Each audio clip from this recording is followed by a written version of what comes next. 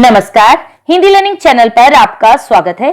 आज आशमा महाजन Hindi learning channel पर लेकर आई है एएसएल पर एक और वीडियो। जी हाँ, बहुत सारे एएसएल के वीडियो आपको मेरे चैनल पर मिलेंगे जिनका लिंक आपको क्लास 9-10 कोर्स ए हिंदी की प्लेलिस्ट में मिल जाएगा।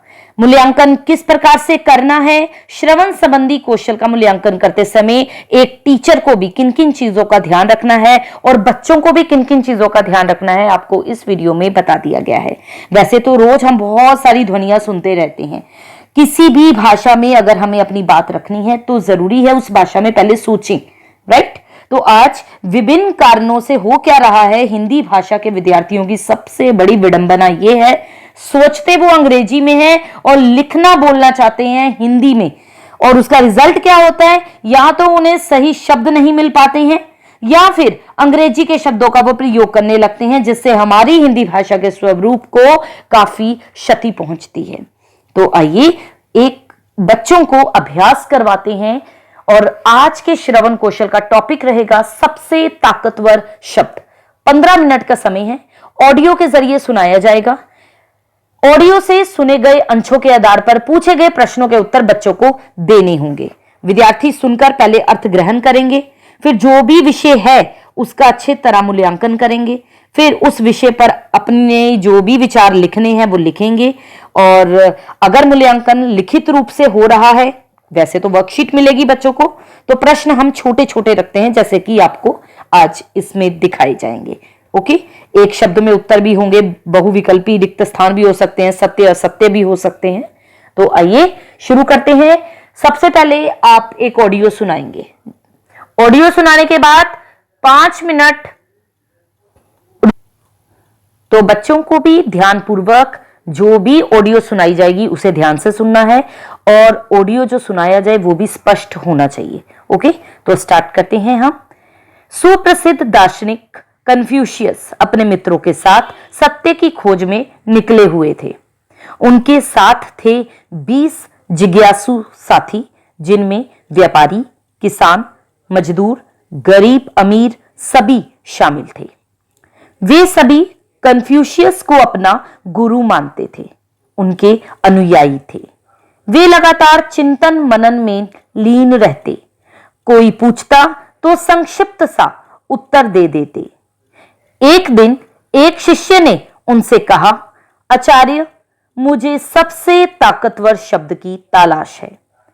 अपने सटीक स्थान पर तो हर शब्द ताकतवर होता है, फिर भी मैं एक ऐसा शब्द चाहता हूं जिसके द्वारा मैं अपने आचरण को नियंत्रित कर सकूं। कन्फ्यूशियस सोच में पड़ गए। कुछ देर के पश्चात उनके चेहरे पर बच्चों जैसी खुशी झलकने लगी। वे बोले, मैंने पा लिया, वह शब्द है सहृदयता। केवल सहृदय होकर ही तुम अपने आचरण को नियंत्रित कर सकते हो। शिष्य ने पूछा, कैसे? तब उन्होंने कहा, प्राणी मात्र के प्रति सहृदय रहो, दूसरों के साथ वैसा ही व्यवहार करो जैसा व्यवहार तुम दूसरों से अपने प्रति चाहते हो। शंका का समाधान होते ही यात्रा आगे बढ़ गई। चलते चलते वे एक ऐसे स्थान पर पहुंचे जहां चारों ओर जंगल था। शाम होते होते उनके कारवां एक शमशान घाट के पास पहुंचा। उनका कारवां होना चाहिए था यहां। वहां एक वृद्धा बिलख बिलख कर रो रही थी। कन्फ्यूशियस उन्हें तसल्ली देने लगे। वृद्धा बताने लगी कि 4 महीने पहले आदमखोर शेर मेरे ससुर को खा गया था। यहां खो गया था लिखा है, खा गया था ये वो वर्ड। महीना भर पहले उसने मेरे पति पर हमला किया और उन्हें मार डाला, और आज उसने मेरे बेटे को भी नहीं छोड़ा। कन्फ्यूशियस जैसे विद्वान भी अपने आंसू नहीं रोक पाए। तब उन्होंने उस औरत से कहा कि खुद को बचाना सबसे बड़ी नैतिकता है। इस खतरनाक जंगल को छोड़कर पड़ोस के सुरक्षित राज्य में चली जाओ। वहां का राजा बहुत बहादुर है। बुढ़िया ने बोला, नाम मत लो उस अनुयायी का, वह कर बटोरने के लिए प्रजा पर अत्याचार करता है। इसका शिकार बनने की बजाय मुझे आदमखोर शेर का शिकार बनना मंजूर है। क्योंकि अन्यायपूर्ण शासन शेर से भी ज्यादा डरावना होता है। तभी कन्फ्यूशियस ने अपने शिष्य को समझाया कि लोगों के मन पर विजय केवल सहृदयता से ही संभव है, इसलिए ताकतवर बनने से कहीं अच्छा है कि तुम सहृदय बनो। तो ये आपको वर्कशीट मिलेगी, लेकिन वर्कशीट ऑडियो सुनाने से पहले नहीं मिलेगी। ऑडियो सुनाने के बाद आपको वर्कशीट दी जाएगी। अब इस वर्कशीट पर आप अपने आंसर जो हैं लिखना शुरू करेंगे अपने किसी दूसरे पेज पर। वर्कशीट मिलेगी, अगर वर्कशीट में स्पेस होगा तो आंसर आप वहीं पर देंगे। 5 मिनट के बाद ये ऑडियो दोबारा रिपीट किया जाएगा। ESL यानी कि 5 मार्क्स का ये जो टेस्ट होगा ये बताएगा आप कितने ध्यानपूर्वक टीचर को सुनते हैं।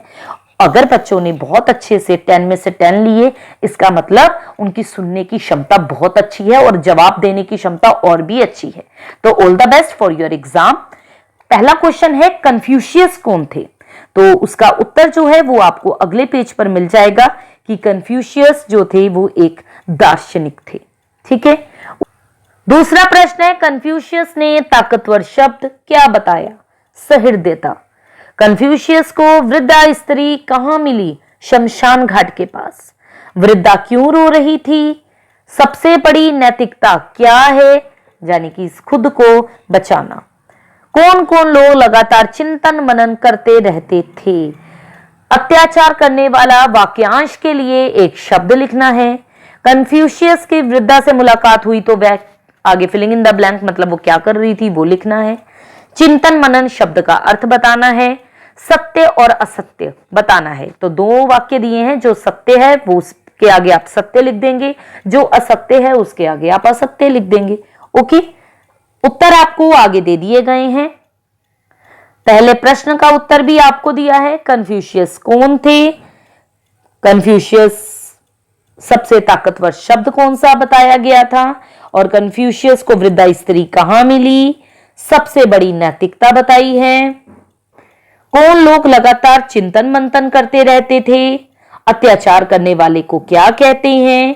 कन्फ्यूशियस को वृद्धा से मुलाकात होने पर उसने क्या कहा? चिंतन मनन शब्द का अर्थ क्या है?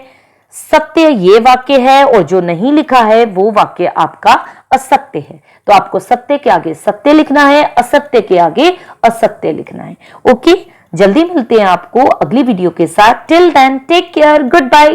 पूरे लोगों के साथ, अपने जितना भी फ्रेंड सर्कल है उनके साथ ASL का ये वीडियो शेयर जरूर कीजिएगा।